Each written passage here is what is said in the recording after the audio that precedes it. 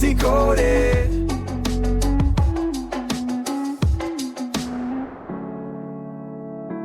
Welcome, listeners, to this Book Decoded podcast episode.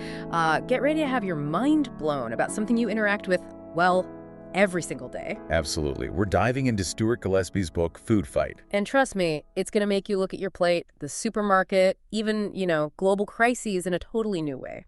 Yeah, the book argues our global food system isn't just like a bit wobbly. Right. It's fundamentally designed in a way that actually creates massive problems. Problems like obesity, hunger, climate change, even risks for pandemics, it says. That's the core, really striking insight. It's not just broken, despite our best efforts.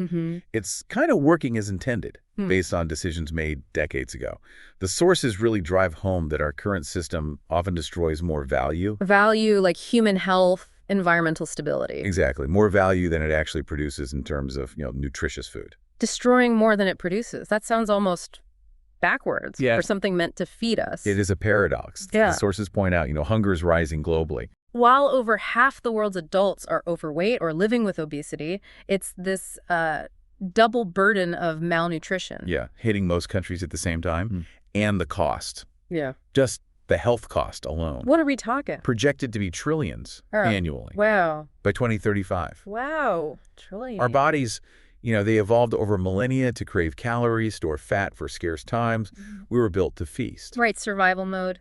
But our modern food environment, it's changed in what the book calls an evolutionary nanosecond. An evolutionary nanosecond. I like that. We're just surrounded now by ultra-processed products, your packaged snacks, sugary drinks, ready meals. It's stuff that's engineered, right, to be hyper-palatable, cheap, always available. Precisely. And the sources make this pretty disturbing comparison. These ultra-processed foods, or UPFs. Yeah. They're designed to tap into our biology of desire, makes them convenient, tasty, and potentially addictive. Addictive, like seriously addictive. One source notes, UPF addiction rates can be similar to alcohol and tobacco, especially impacting young people. That's actually quite scary. And it's not an accident. No, it's presented as a design feature.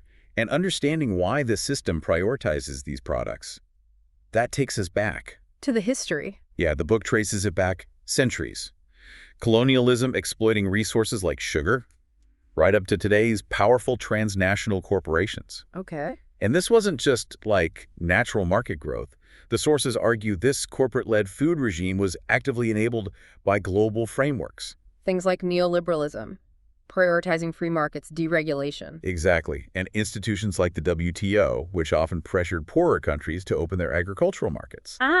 While richer ones kept their own subsidies, I bet. You got it. So corporations benefited hugely, focusing on profit maximization for shareholders. Right. And when their products are linked to people getting sick, how do they protect those profits? Well, the sources describe the industry's dark arts, tactics like sowing doubt about the science. Questioning the link between their products and harm.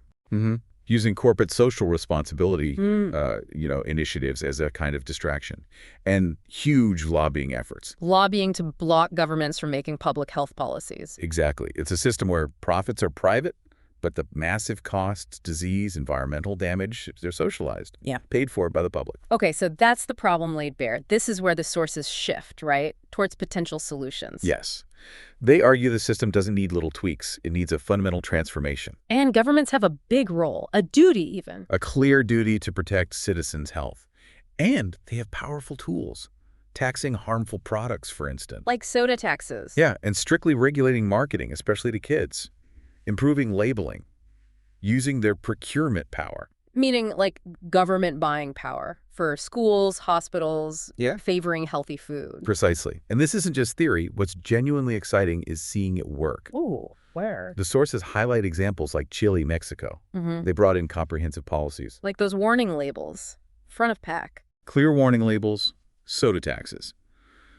Despite intense industry opposition, they did it. And it worked. Showed tangible results, often benefiting lower-income populations the most, the ones hit hardest by poor diets. So these cases prove change is actually possible. Definitely. The book's powerful conclusion is, look, we aren't lacking knowledge or evidence or successful examples.